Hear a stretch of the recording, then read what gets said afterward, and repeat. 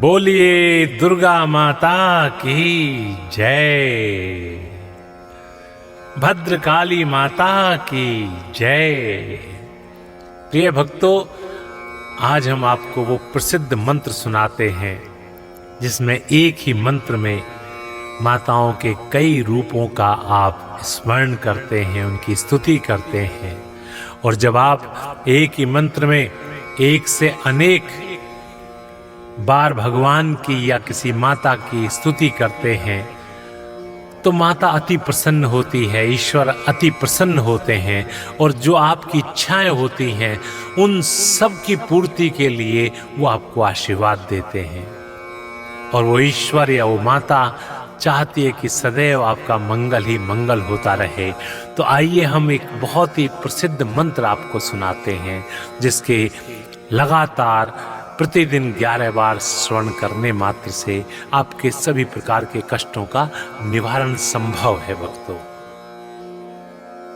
जयंती मंगला काली भद्रकाली कपालिनी दुर्गा क्षमा शिवा धात्री स्वाहा स्वधा नमस्तुते।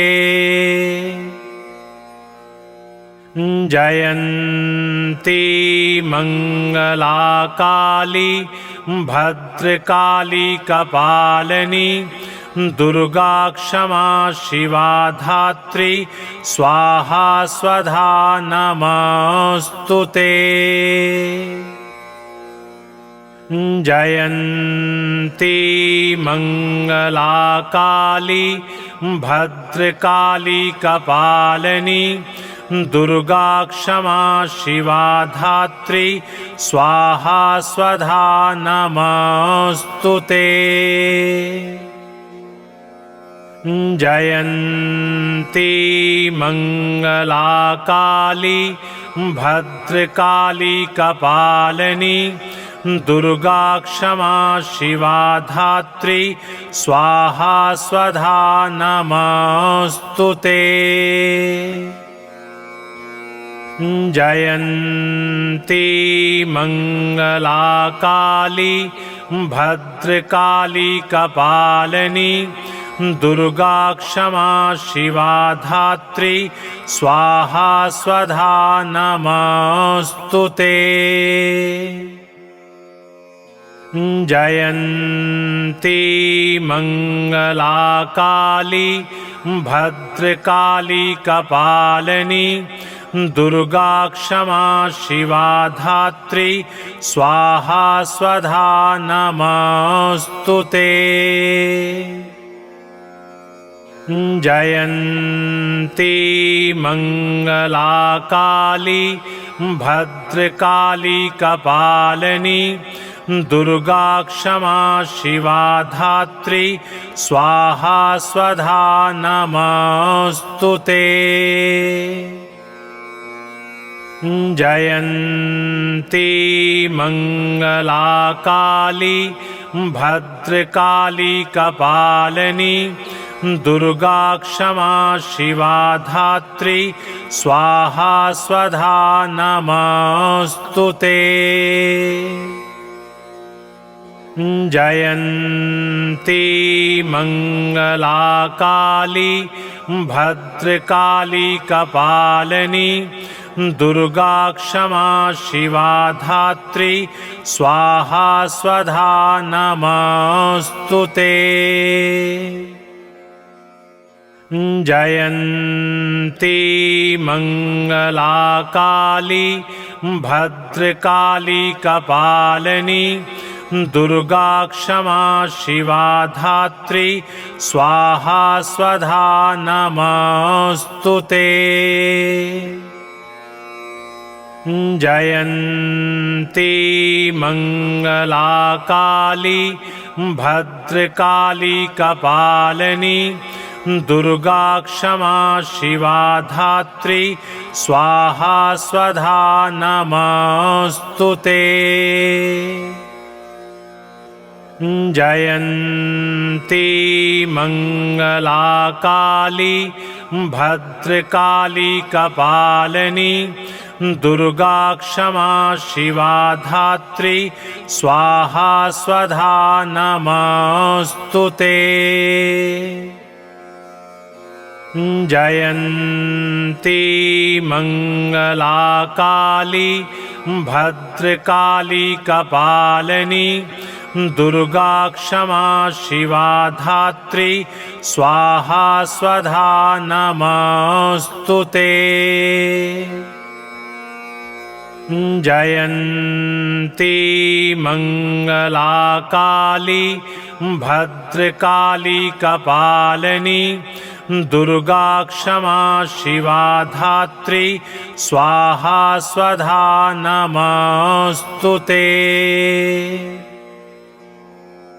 जयन्ती मंगला काली भद्रकाली कपालिनी दुर्गा क्षमा शिवा धात्री स्वाहा स्वधा नमोस्तुते। जयन्ती मंगला काली भद्रकाली कपालिनी दुर्गा क्षमा शिवा धात्री स्वाहा स्वधा नमोस्तुते। जयन्ती मंगला काली भद्रकाली कपालिनी दुर्गा क्षमा शिवा धात्री स्वाहा स्वधा नमोस्तुते। जयन्ती मंगला काली भद्रकाली कपालिनी दुर्गा क्षमा शिवा धात्री स्वाहा स्वधा नमोस्तुते। जयन्ती मंगला काली भद्रकाली कपालिनी दुर्गा क्षमा शिवा धात्री स्वाहा स्वधा नमोस्तुते।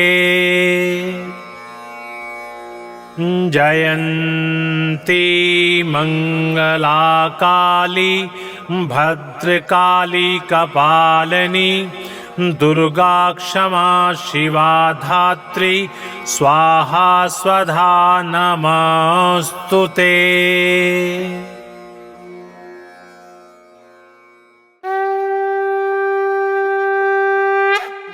बोलिए दुर्गा माता की जय। भद्रकाली माता की जय।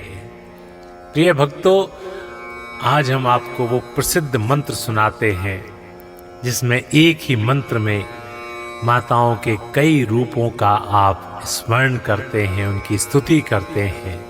और जब आप एक ही मंत्र में एक से अनेक बार भगवान की या किसी माता की स्तुति करते हैं तो माता अति प्रसन्न होती है, ईश्वर अति प्रसन्न होते हैं और जो आपकी इच्छाएं होती हैं उन सब की पूर्ति के लिए वो आपको आशीर्वाद देते हैं। और वो ईश्वर या वो माता चाहती है कि सदैव आपका मंगल ही मंगल होता रहे। तो आइए हम एक बहुत ही प्रसिद्ध मंत्र आपको सुनाते हैं जिसके लगातार प्रतिदिन 11 बार श्रवण करने मात्र से आपके सभी प्रकार के कष्टों का निवारण संभव है। भक्तों, जयन्ती मंगला काली भद्रकाली कपालिनी दुर्गा क्षमा शिवा धात्री स्वाहा स्वधा नमोस्तुते। जयन्ती मंगला काली भद्रकाली कपालिनी दुर्गा क्षमा शिवा धात्री स्वाहा स्वधा नमोस्तुते। जयन्ती मंगला काली भद्रकाली कपालिनी दुर्गा क्षमा शिवा धात्री स्वाहा स्वधा नमोस्तुते। जयन्ती मंगला काली भद्रकाली कपालिनी दुर्गा क्षमा शिवा धात्री स्वाहा स्वधा नमोस्तुते। जयन्ती मंगला काली भद्रकाली कपालिनी दुर्गा क्षमा शिवा धात्री स्वाहा स्वधा नमोस्तुते। जयन्ती मंगला काली भद्रकाली कपालिनी दुर्गा क्षमा शिवा धात्री स्वाहा स्वधा नमोस्तुते। जयन्ती मंगला काली भद्रकाली कपालिनी दुर्गा क्षमा शिवा धात्री स्वाहा स्वधा नमोस्तुते। जयन्ती मंगला काली भद्रकाली कपालिनी दुर्गा क्षमा शिवा धात्री स्वाहा स्वधा नमोस्तुते। जयन्ती मंगला काली भद्रकाली कपालिनी दुर्गा क्षमा शिवा धात्री स्वाहा स्वधा नमोस्तुते। जयन्ती मंगला काली भद्रकाली कपालिनी दुर्गा क्षमा शिवा धात्री स्वाहा स्वधा नमोस्तुते। जयन्ती मंगला काली भद्रकाली कपालिनी दुर्गा क्षमा शिवा धात्री स्वाहा स्वधा नमोस्तुते। जयन्ती मंगला काली भद्रकाली कपालिनी दुर्गा क्षमा शिवा धात्री स्वाहा स्वधा नमोस्तुते।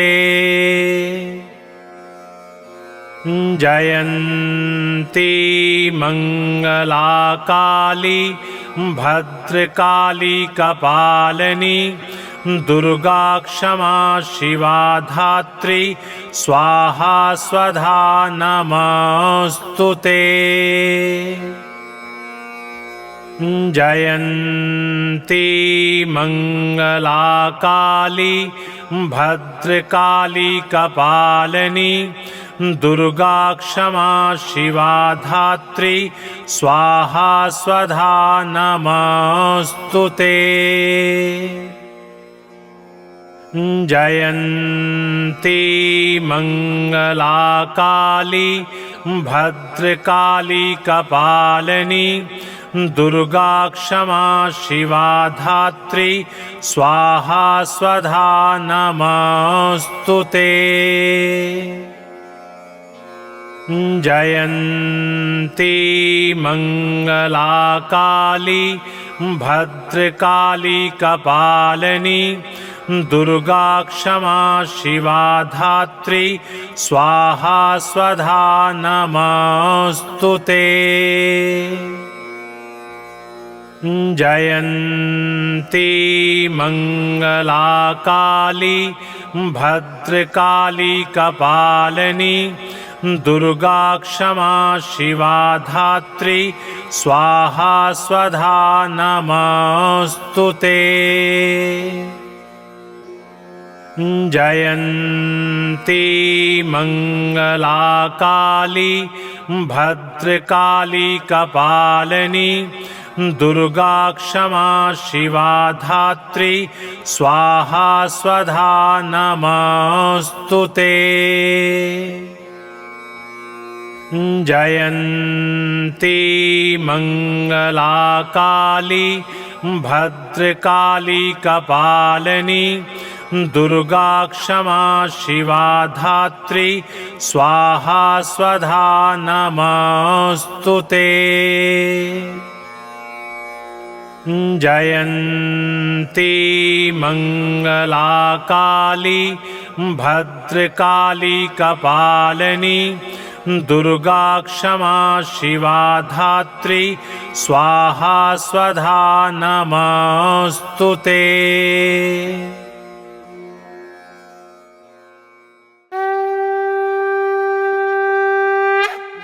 बोलिए दुर्गा माता की जय,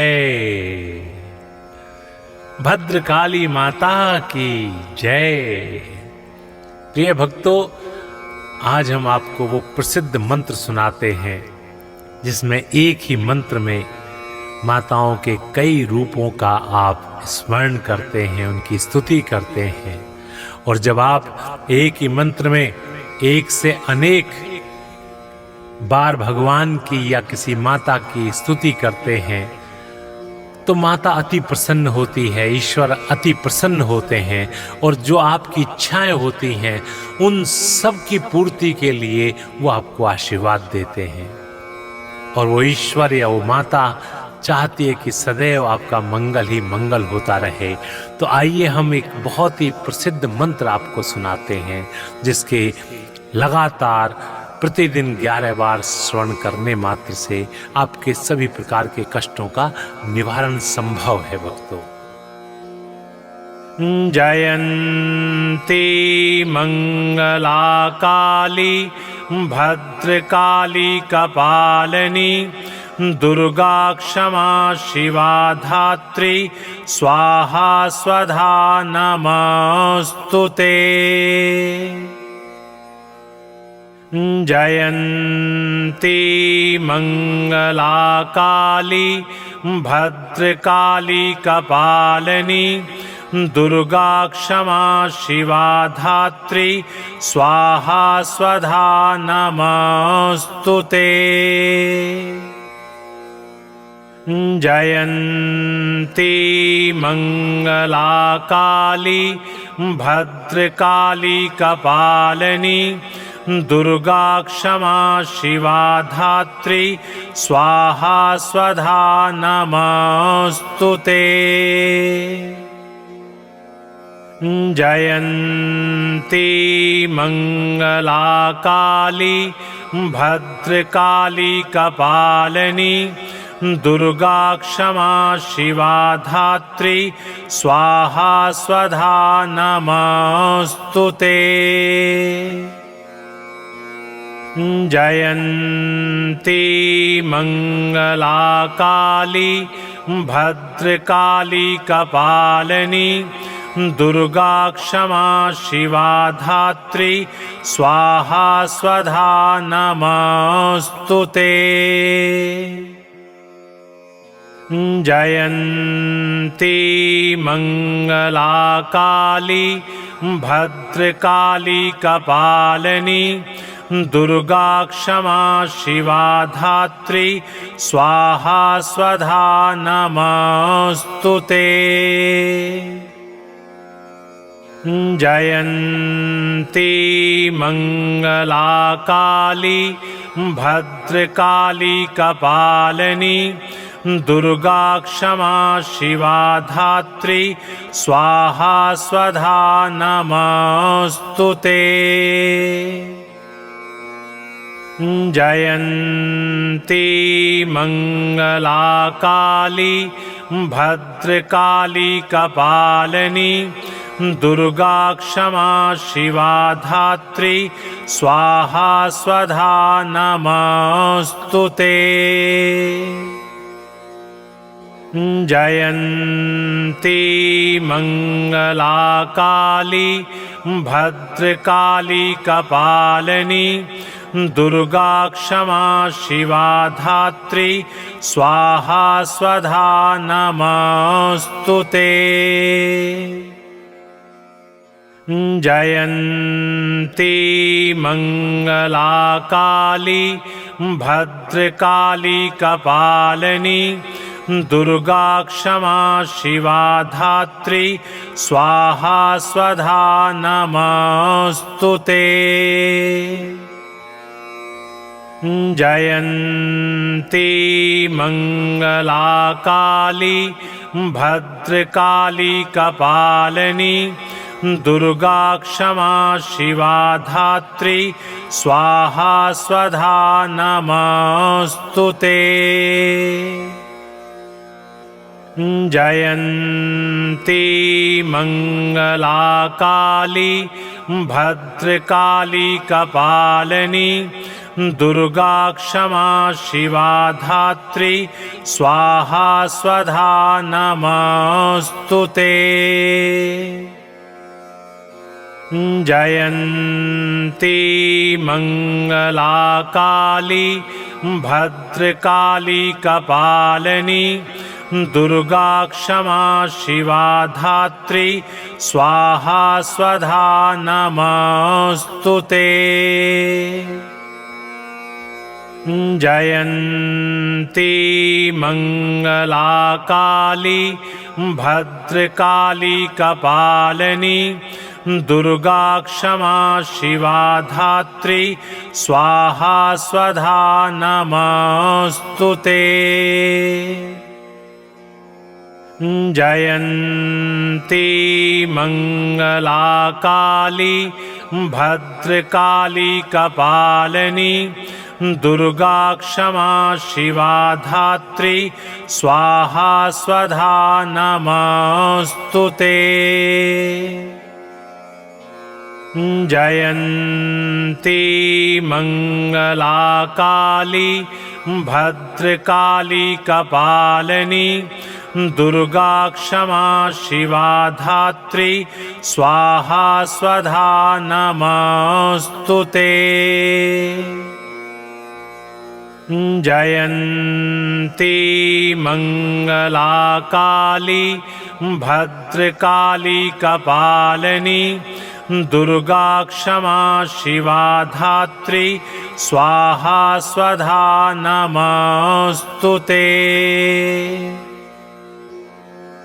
जयन्ती मंगला काली भद्रकाली कपालिनी दुर्गा क्षमा शिवा धात्री स्वाहा स्वधा नमस्तुते। जयन्ती मंगला काली भद्रकाली कपालिनी दुर्गा क्षमा शिवा धात्री स्वाहा स्वधा नमस्तुते। जयन्ती मंगला काली भद्रकाली कपालिनी दुर्गा क्षमा शिवा धात्री स्वाहा स्वधा नमस्तुते।